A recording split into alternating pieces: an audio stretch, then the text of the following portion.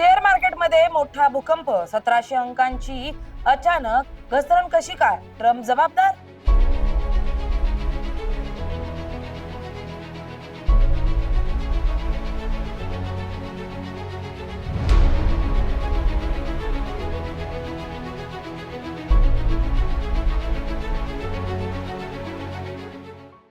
भारतीय शेअर बाजारात आज भूकंप पाहायला मिळालाय.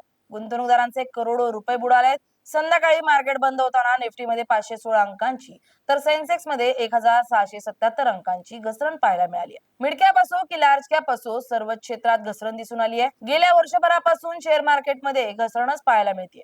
गेल्या काही दिवसांपासून मार्केटमध्ये तेजी पाहायला मिळत होती, पण आज अचानक भारतीय शेअर मार्केटमध्ये प्रचंड मोठी घसरण झाली आहे. पण अचानक एवढी मोठी घसरण का झाली असा प्रश्न अनेक गुंतवणूकदारांना पडलाय. तर या व्हिडिओतून पाहूया की मार्केटमध्ये अचानक घसरण का झाली आहे, मार्केटमध्ये घसरण कायम राहील की मार्केटमध्ये वाढ होईल, शेअर मार्केटमध्ये गुंतवणूक करणं फायद्याचं आहे की सोन्यात. नमस्कार, मी स्नेहल चौधरी. आपण पाहत आहात एलएस मराठी.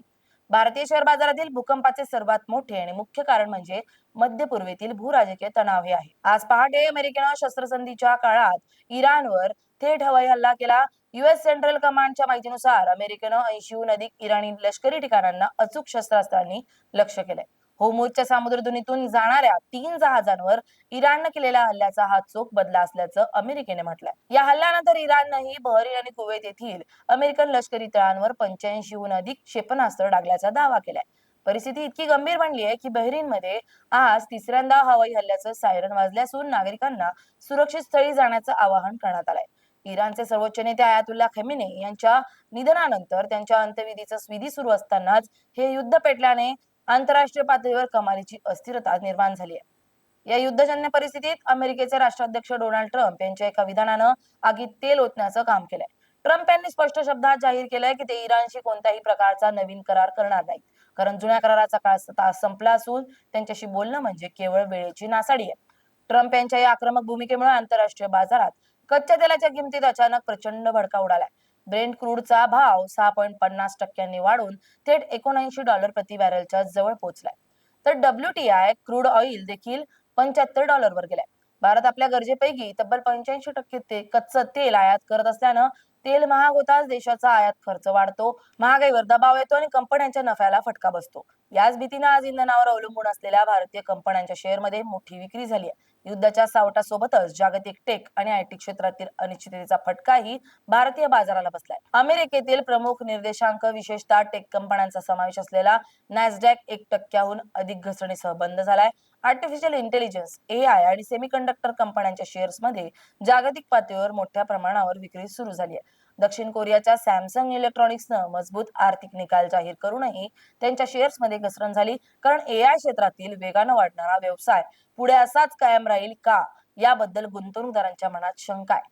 त्यातच चीनची AI कंपनी डीपसीक स्वतःची स्वतंत्र AI चिप विकसित करत असल्याच्या वृत्तामुळे जागतिक सेमीकंडक्टर कंपन्यांच्या मूल्यांकनाबाबत चिंता वाढली आहे. त्याचा थेट नकारात्मक परिणाम भारतीय आयटी शेअर्सवर दिसून आलाय.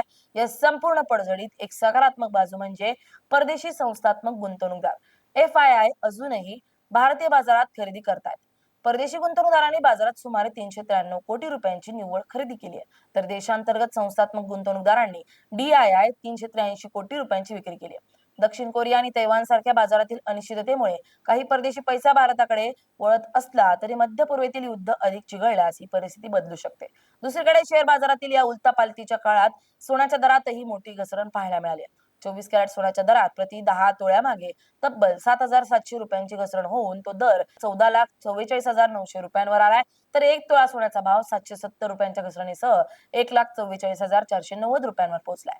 सध्याच्या या अत्यंत अस्थिर वातावरणात गुंतवणूकदारांनी अत्यंत सावध राहण्याची गरज असल्याचं तज्ज्ञांचं म्हणणं आहे. पुढील काही दिवसात अमेरिका इराण संघर्षाची पुढील पावले, कच्च्या तेलाच्या किमतीतील बदल आणि कंपन्यांचे चालू तिमाहीचे आर्थिक निकाल बाजाराची पुढील दिशा ठरवतील. तज्ज्ञांच्या मते दीर्घकालीन गुंतवणूकदारांसाठी ही घसरण चांगल्या कंपन्यांचे शेअर्स कमी किमतीत खरेदी करण्याची उत्तम संधी ठरू शकते. मात्र जागतिक संकट काळात सोनं हे नेहमीच सुरक्षित मानलं जातं. सध्या सोन्याचे भावही मोठ्या प्रमाणात घसरलेत. त्यामुळे गुंतवणूकदारांनी एकाच ठिकाणी सर्व पैसे न लावता सोने आणि शेअर्स या दोन्हीमध्ये आपल्या गुंतवणुकीचे योग्य संतुलन राखणे अधिक फायदेशीर ठरेल. Bureau report, LS Marathi.